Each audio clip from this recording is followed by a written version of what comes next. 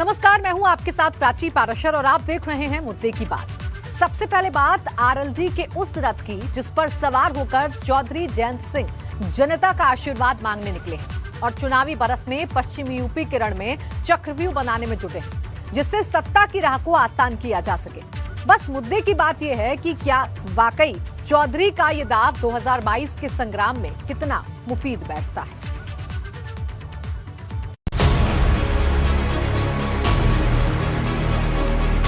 22 के रण की बंपर तैयारी, कौन पड़ेगा किस पर भारी। पश्चिम में आरएलडी की हुंकार। 7 अक्टूबर से आरएलडी ने आशीर्वाद पथ रैली की शुरुआत की, जो कई जिलों से होती हुए सहारनपुर पहुंची।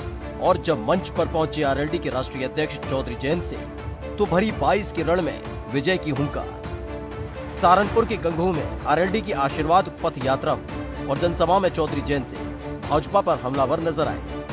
इस्तीफा भी नहीं हुआ, बल्कि उनको दिल्ली बुलाया गया और उनकी पीठ थपथपा दी। अमित शाह जी ने वापस भेज दिया, काम चालू रखो।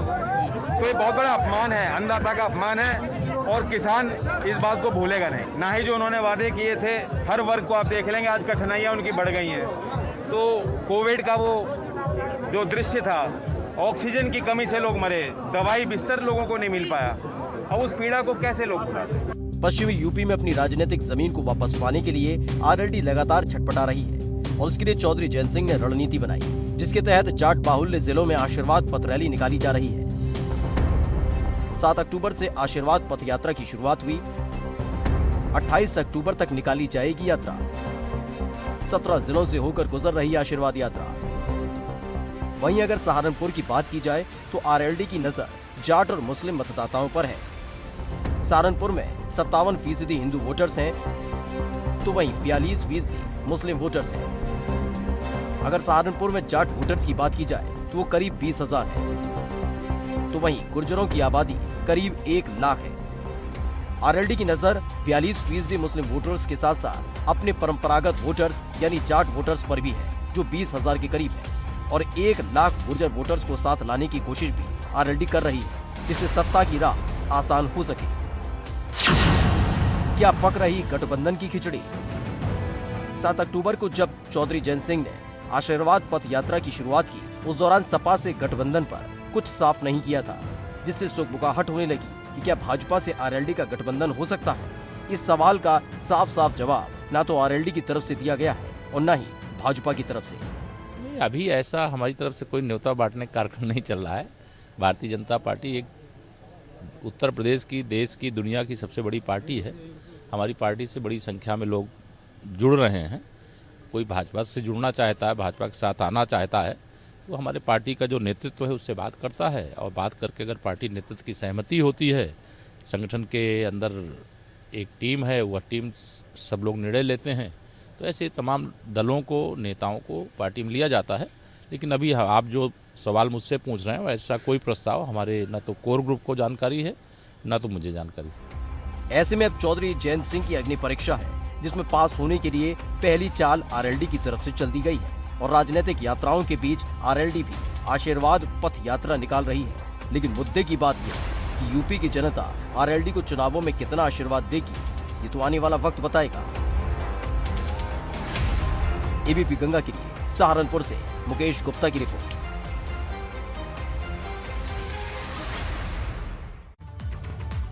कभी अपने तरकश से तीर छोड़ने वाले राजभर इन दिनों बदले बदले नजर आ रहे हैं। कमल से नजदीकी के संकेत देने लगे हैं और कहने लगे हैं कि वो साल दूसरा था, ये साल दूसरा है। और इन सियासी संकेतों के बीच भाजपा की तरफ से भी दरवाजे खुले होने का सिग्नल दिया गया है। देखिए, राजभर रीत सदा चली आई, कभी गठबंधन कभी लड़ाई।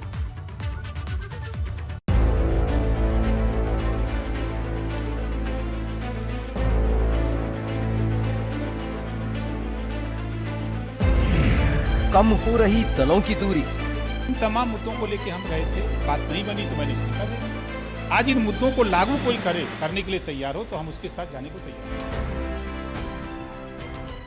वक्त की मांग या सियासी मजबूरी, सच कड़वा होता है, सच सुनने की आदत किसी को नहीं है। झूठ बोलो तो वो सब सुनते हैं। सच में जो भी अब तक जो भी बयान समाज हित में ही मैंने दिया हूँ, अब आज भी कह रहा हूँ, जब भी बोलूंगा तो समाज हित में ही लड़ाई लड़ूंगा।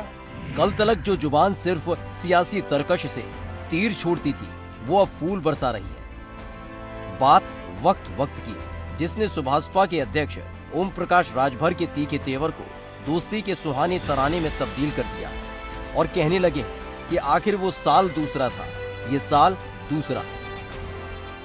प्रदेश अध्यक्ष स्वतंत्र देव सिंह के साथ आपकी बातचीत को लेकर और ये बात बनी थी कि शायद भाजपा में वापसी हो जाए, तब आपने साफ खंडन कर दिया और तब भी आपने कहा कि भाजपा का साथ कभी नहीं, कुछ भी कर लेंगे। कहा था समाज हित में ओम प्रकाश राजभर कोई भी कुर्बानी देने को तैयार है। तब समाज हित कहाँ था? नहीं, उस समय वो दौर एक दूसरा था, आज का दौर दूसरा है। दौर बदलने के पीछे की वजह किसी से कोई बात कुछ नहीं, कोई बात नहीं, हमारी कोई किसी से बात नहीं है। बात उठी तो उधर से संदेशा भी आया कि चुनावी बरस में खुले हैं दरवाजे, जब जी चाहे चले आओ। और ये संदेश डिप्टी सीएम केशव प्रसाद मौर्य की तरफ से राजभर को भिजवाया गया। उत्तर प्रदेश की, देश की, दुनिया की सबसे बड़ी पार्टी है। हमारी पार्टी से बड़ी संख्या में लोग जुड़ रहे हैं। कोई भाजपा से जुड़ना चाहता है, भाजपा के साथ आना चाहता है, तो हमारे पार्टी का जो नेतृत्व है उससे बात करता है और बात करके अगर पार्टी नेतृत्व की सहमति होती है, संगठन के अंदर एक टीम है, वह टीम सब लोग निर्णय लेते हैं, तो ऐसे तमाम दलों को, नेताओं को पार्टी में लिया जाता है। दरअसल 2017 के विधानसभा चुनावों के दौरान भाजपा ने कई छोटे दलों के साथ मिलकर चुनाव लड़ा था, जिसमें सुभाषपा भी शामिल थी।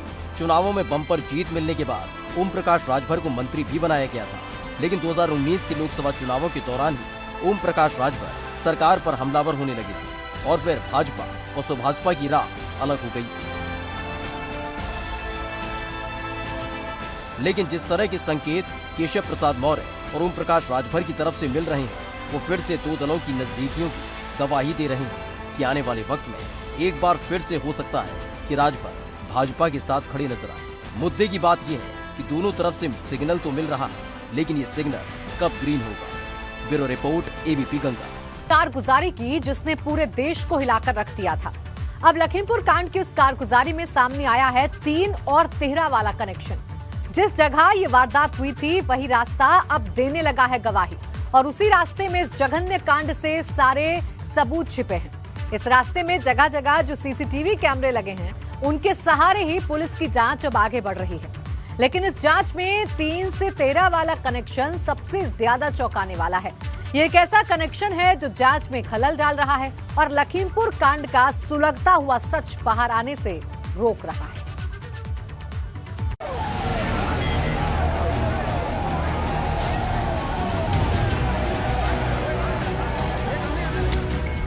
3 अक्टूबर को तिकुनिया में जो कुछ हुआ, उसका सबसे बड़ा सच सामने आना बाकी है। सवाल यह है कि आशीष मिश्रा उस वक्त गाड़ी में मौजूद था या नहीं। वैसे तो एबीपी गंगा के सूत्र पहले ही बता चुके हैं कि फॉर्च्यूनर के ड्राइवर शेखर ने पूछताछ में बड़ा खुलासा किया था। उसने ये बात कबूली थी कि आशीष मिश्रा उर्फ मोनू भैया उस वक्त थार में ही मौजूद था, लेकिन आशीष इस बात को मानने में आनाकानी कर रहा है। एबीपी गंगा संवाददाता विवेक त्रिपाठी उस जगह पर पहुंचे जहां लगे सीसीटीवी कैमरे से सच सामने आने की उम्मीद है। एबीपी गंगा पहुंच गया बनवीरपुर गांव की उस जगह पर जहां से लखीमपुर कांड की कड़ियां जोड़ने के लिए पुलिस को महत्वपूर्ण सुराग हाथ लगे हैं। हम आपको दिखाते हैं, हमारे ठीक पीछे तिवारी ट्रेडर्स है। ये हार्डवेयर की एक दुकान है जहां पर आप देख रहे हैं सीसीटीवी कैमरे लगे हैं। जो दुकान के मालिक हैं उन्होंने सुरक्षा की दृष्टि से ये सीसीटीवी कैमरे लगा रखे हैं, लेकिन ये कैमरे, इन कैमरे की फुटेज लखीमपुर कांड की जांच में महत्वपूर्ण भूमिका निभा रहे हैं। अगर मंत्री जी का बेटा आशीष मिश्रा मौके पर गया होगा तो वो इसी रास्ते से गया होगा। कौन, उनकी जो थार जीप थी, उस थार जीप में मंत्री का बेटा अगर बैठ कर गया होगा तो जरूर इन दोनों सीसीटीवी कैमरे की फुटेज में उसका चेहरा आया होगा। लेकिन इस सीसीटीवी फुटेज को लेकर पेच फंस गया है। ये पेच है डीवीआर की टाइमिंग और रियल टाइमिंग का। यहीं से सवाल खड़ा हो गया कि आखिर दोनों की टाइमिंग में अंतर कहां से आया।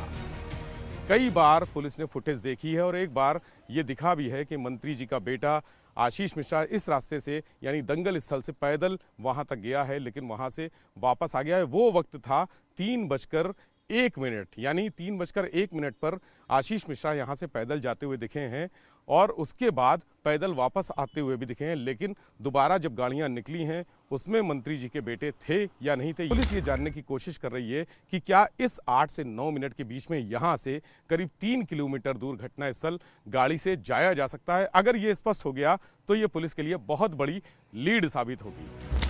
तिवारी ट्रेडर्स के अलावा अग्रवाल फिलिंग स्टेशन पर लगे सीसीटीवी कैमरे में भी सच कैद है, लेकिन पेच यहां भी टाइमिंग को लेकर है। तिवारी ट्रेडर्स पर लगे कैमरे में 8 से 9 मिनट की टाइमिंग का अंतर है, तो अग्रवाल फिलिंग स्टेशन पर लगे सीसीटीवी फुटेज की डीवीआर टाइमिंग में यह अंतर 13 मिनट के करीब का है। यहाँ के लोगों का कहना है कि चूंकि इस रास्ते पे ट्रैफिक नहीं लगता है, नहीं होता है, तो बनवीरपुर गांव में जहां दंगल हो रहा था वहां से घटनास्थल पहुंचने में 10 से 12 मिनट तक का समय लगता है। पुलिस ने इस पेट्रोल पंप के सीसीटीवी कैमरों की डीवीआर जब्त कर ली है और डीवीआर में जो समय मिला है 3:02 पर गाड़ियां थार, फॉर्च्यूनर और स्कॉर्पियो यहां पर जाते हुए दिख रही हैं, तेज गति से तिकुनिया स्थित घटनास्थल की तरफ जाते हुए दिख रही हैं। लखीमपुर कांड में हुई कार गुजारी का 3-13 वाला कनेक्शन भी हैरान कर देने वाला है। एबीपी गंगा संवाददाता विवेक त्रिपाठी ने इस केस में कई गड़बड़ झाले पकड़े हैं। लखीमपुर कांड की जांच कर रही पुलिस को 3 के आंकड़े ने हैरान परेशान कर रखा है। 3 अक्टूबर की दोपहर करीब 3 बजे हुई इस घटना की जांच भी 3 जगह पर केंद्रित है। पहली जगह ये घटनास्थल है जहां पर इस समय हम मौजूद हैं। दूसरी जगह बनवीरपुर गांव है जहां मंत्री के बेटे आशीष मिश्रा दंगल स्थल पर मौजूद थे और ठीक 3 बजे उनके फुटेज भी सीसीटीवी कैमरे में वहां पर मिले हैं। तीसरी जगह बनवीरपुर गांव से तिकुनिया स्थित घटनास्थल के बीच अग्रवाल फिलिंग स्टेशन है जहां के सीसीटीवी फुटेज में भी वो नजर आ रहे हैं। सवाल ये है कि 4 किलोमीटर के दायरे में एक व्यक्ति एक साथ 3 जगह पर कैसे मौजूद हो सकता है। 3 अक्टूबर 3 बजे का वक्त, किसानों पर कुचलने वाली 3 गाड़ियां और 3 जगहों का कनेक्शन, लेकिन सवाल अनगिनत। लखीमपुर खीरी से विवेक त्रिपाठी, एबीपी गंगा। किसान आंदोलन के लंका अध्याय की पूरे देश ने गुरुवार को दशहरा मनाया, लेकिन पिछले 10 महीने से कृषि कानून का विरोध कर रहे किसानों ने गाजीपुर बॉर्डर पर दशहरा मनाया, पुतले का दहन किया और एक बार फिर से दी आंदोलन की चेतावनी। तारीख और वक्त तय कर दिया गया है। देखिए राकेश टिकैत का 48 घंटे वाला अल्टीमेटम।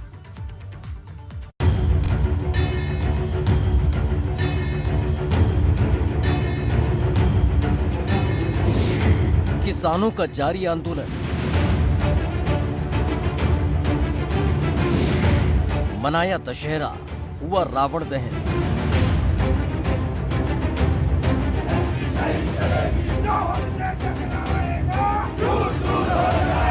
ये गाजीपुर बॉर्डर है जहां 10 महीने से ज्यादा वक्त से किसानों का आंदोलन चल रहा और इसी बॉर्डर पर किसानों ने दशहरा मनाया।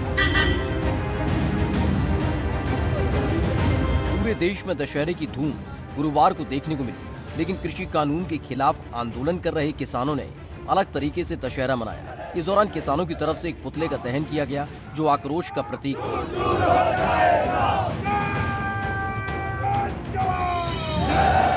इस दौरान कृषि कानून के साथ साथ लखीमपुर खीरी कांड की धमक भी सुनाई दी और किसानों में नाराजगी और गुस्सा भी देखने को मिला। किसानों की तरफ से इस गुस्से को जाहिर करने के लिए दशहरे के ठीक दूसरे दिन को चुना गया। ऐसे में पुलिस की तरफ से भी खासे बंदोबस्त किए गए। इस दौरान भारतीय किसान यूनियन के प्रवक्ता राकेश टिकैत ने सरकार पर हमला बोला और लखीमपुर कांड पर एक बार फिर सख्त कार्रवाई की मांग की। गाजीपुर बॉर्डर पर तो यही है, ये पुतले दहन के हैं। बात का पुतला दहन है क्या? अरे सरकार के हैं, काले कानून के हैं, डैनी के हैं, जो सबसे खतरनाक नंबर पर चल रहे हैं। 3 उनके रहेंगे, वो अदलते बदलते रहे। ये आंदोलन काफी लंबा ये तो हो गया। सरकार बताएगी भाई, कुछ हिस्सेदारी सरकार की भी है, उससे भी पूछ ले एक आध 10 सवालों को कब तक चलेगा।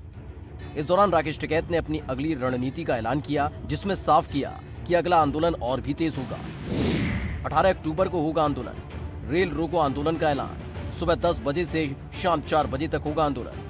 जी, अब आगे आने वाले समय में आपके क्या कार्यक्रम है, क्या प्रोग्राम है आपके? अभी तो हरियाणा जा रहे हैं। जो रेल रोको कार्यक्रम था वो हाँ, रेल 18 तारीख को है। तारीख को क्या रहेगा उसका एक शेड्यूल जरा बता दीजिए। अरे शेड्यूल क्या बताऊँ भाई, 10 बजे से 4 बजे तक रहेगी। 10 से 4 क्या पूरे देश में रहने वाला है या कोई जगह? हाँ, सारी जगह ही रहेगा, सब जगह रहेगा। फिलहाल किसान आंदोलन को 1 साल होने जा रहा है, लेकिन कोई भी बीच का रास्ता नहीं निकला है, जिससे किसानों में गुस्सा देखने को मिल रहा है। मुद्दे की बात यह है कि किसान आंदोलन अलग अलग मोड़ से होते हुए अब भी समाधान की राह नहीं पकड़ पाया है।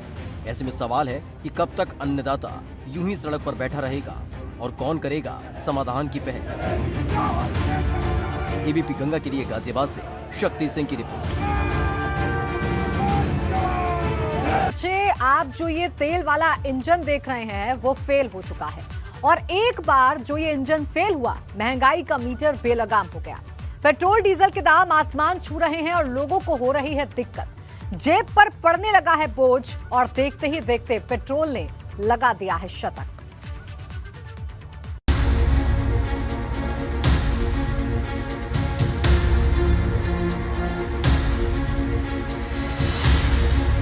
पेट्रोल की पैनी हुई धार, जेब पर महंगाई की मार। पेट्रोल और डीजल के दाम लगातार आसमान छू रहे हैं और महंगाई की आग लगातार लगती जा रही है। ऐसे में एक बार फिर से पेट्रोल और डीजल के दामों में बढ़ोतरी देखने को मिल रही है। दिल्ली में 105 रुपए 49 पैसे प्रति लीटर पेट्रोल मिल रहा है, तो वहीं 94 रुपए 22 पैसे प्रति लीटर डीजल है। अगर मुंबई की बात करें तो 111 रुपए 43 पैसे प्रति लीटर पेट्रोल के दाम है, तो वहीं 102 रुपए 15 पैसे प्रति लीटर डीजल मिल रहा है। चेन्नई में 102 रुपए 70 पैसे प्रति लीटर पेट्रोल के दाम है, वहीं 98 रुपए 59 पैसे प्रति लीटर डीजल मिल रहा है। कोलकाता की अगर बात करें तो 106 रुपए 10 पैसे प्रति लीटर पेट्रोल है, वहीं 97 रुपए 33 पैसे प्रति लीटर डीजल है। ये हालात लगातार बदल रहे हैं, क्योंकि चाहे वो पेट्रोल हो या फिर डीजल, दोनों के दाम लगातार बढ़ रहे हैं। लखनऊ में भी पेट्रोल और डीजल की जेब पर मार पड़ रही है। पेट्रोल डलवाने आने वाले लोग सोच समझकर पेट्रोल डलवा रहे हैं। पेट्रोल के दाम शतक लगने के बाद भी थमने का नाम नहीं ले रहे हैं। अगर आज की हम बात करें तो आप देख सकते हैं कि इस समय पेट्रोल पंप पर हम मौजूद है हिंदुस्तान पेट्रोलियम के, और पेट्रोल का जो रेट हम इस समय सामने देख पा रहे हैं वो 102 रुपये 46 पैसे है, वो भी प्लेन पेट्रोल। जाहिर सी बात है कि 100 रुपये में अब 1 लीटर पेट्रोल भी नसीब नहीं हो रहा है। लखनऊ में देखा जाए तो पेट्रोल 102 रुपए 47 पैसे प्रति लीटर है, वहीं डीजल 94 रुपए 64 पैसे प्रति लीटर। पेट्रोल और डीजल के दाम बढ़ने से लोग परेशान हैं और अपनी नाराजगी जता रहे हैं। बजट तो बहुत बिगड़ गया है, बजट सभी का बिगड़ गया है, क्या करें, मजबूरी है, गाड़ी से चलना है तो टलाना पड़ेगा, चाहे 100 का हो चाहे 200 का हो। वहीं कानपुर में भी पेट्रोल और डीजल के दाम आसमान छूने लगे हैं, जिसने जनता की जेब पर असर डाला है। पेट्रोल और डीजल के दामों में लगातार बढ़ोतरी हो रही है, लोग परेशान हो रहे हैं। सरकार से उम्मीद लगा रहे हैं कि पेट्रोल और डीजल के बढ़ते दामों को थामा जाए और कुछ राहत दी जाए, लेकिन ऐसा नहीं हो पा रहा है। सचान गेस्ट हाउस चौराहे पर हम मौजूद हैं कानपुर में, और ये भारत पेट्रोलियम का पेट्रोल पंप है। अगर पेट्रोल के दाम की बात की जाए तो आज 102 रुपए 22 पैसे प्रति लीटर पेट्रोल मिल रहा है, और अगर डीजल की बात की जाए तो 94 रुपए 41 पैसे प्रति लीटर डीजल मिल रहा है। पेट्रोल के दाम कानपुर में 102 रुपए 21 पैसे प्रति लीटर है, तो वहीं डीजल 94 रुपए 41 पैसे प्रति लीटर कानपुर में मिल रहा है। 100 रुपये का पैसे ही नहीं है, पैसे ही नहीं है, बहुत ज़्यादा महंगा हो गया है। आप लोग पेट्रोल की महंगाई परेशान कर रही है? पेट्रोल डीजल कर तो रही है, अब क्या करें, मजबूरी है, साइकिल चला नहीं सकते। कितना पेट्रोल भरवाने आ रहे हैं? 100 रुपए का दिन भर काम चलेगा, चल जाएगा? चल जाएगा, देखा जाएगा कल जब 100 आ जाएगा कहीं से फिर डलवा लेंगे। प्रयागराज में भी पेट्रोल और डीजल के दाम लगातार बढ़ रहे हैं और लोगों को खासी दिक्कतों का सामना करना पड़ रहा है। पेट्रोल और डीजल की बढ़ी हुई कीमतों ने संगम नगरी प्रयागराज में भी हाहाकार मचा रखा है। प्रयागराज में भी पेट्रोल और डीजल के दाम लगातार बढ़ते जा रहे हैं। प्रयागराज की अगर हम बात करें तो यहाँ पेट्रोल सेंचुरी पार कर चुका है, जबकि डीजल के जो दाम हैं वो सेंचुरी के बेहद नज़दीक पहुँच गए हैं। अगर हम प्रयागराज की बात करें तो आज की तारीख में प्रयागराज में पेट्रोल 102 रुपये 58 पैसे प्रति लीटर है, जबकि डीजल जो है वो 94 रुपये 76 पैसे प्रति लीटर बिक रहा है। प्रयागराज में 102 रुपए 58 पैसे प्रति लीटर पेट्रोल है, तो वहीं डीजल 94 रुपए 75 पैसे प्रति लीटर है। मुझे कोई दिक्कत नहीं होती, मुझे कोई दिक्कत नहीं होती। आपको दिक्कत नहीं होती? पहले 70 रुपए बिकता था, 100 रुपए बिकने लगा। हमारा अपना भी पेट्रोल पंप है ना, इसलिए हमें दिक्कत नहीं। अच्छा, आपका अपना पेट्रोल पंप है इसलिए आपको दिक्कत नहीं हो रही है। दिक्कत तो सभी को हो रही है, दिक्कत तो हो ही रही ना, क्या कर सकते हैं। बजट बिगड़ता है। हाँ, बजट बिगड़ता है और क्या कर सकते हैं। आगरा में भी हालात जुदा नहीं है। ताजनगरी में पेट्रोल और डीजल के दाम आसमान छू रहे हैं और लोगों में गुस्सा देखने को मिल रहा है। आगरा की बात की जाए तो आगरा में रेगुलर बेसिस पर पेट्रोल डीजल के दाम बढ़ रहे हैं और अब जो पेट्रोल है इस समय 102 रुपये 37 पैसे पहुंच गया है और 3-4 दिन से लगातार जो बढ़ोतरी हो रही है उससे जो पेट्रोल है उसने सैकड़ा पार कर दिया है और कहीं ना कहीं आम आदमी इससे दो चार हो रहा है। आगरा में पेट्रोल 102 रुपये 33 पैसे प्रति लीटर तो वहीं डीजल 94 रुपये 48 पैसे प्रति लीटर मिल रहा है। फिलहाल पेट्रोल और डीजल के दाम लगातार बढ़ रहे हैं और जेब पर आने वाले दिनों में कोई राहत मिलती नजर नहीं आ रही। ऐसे में मुद्दे की बात यह है कि आखिर पेट्रोल की पैनी होती जा रही धार पर कब और कैसे होगा प्रहार। Bureau report, ABP Ganga.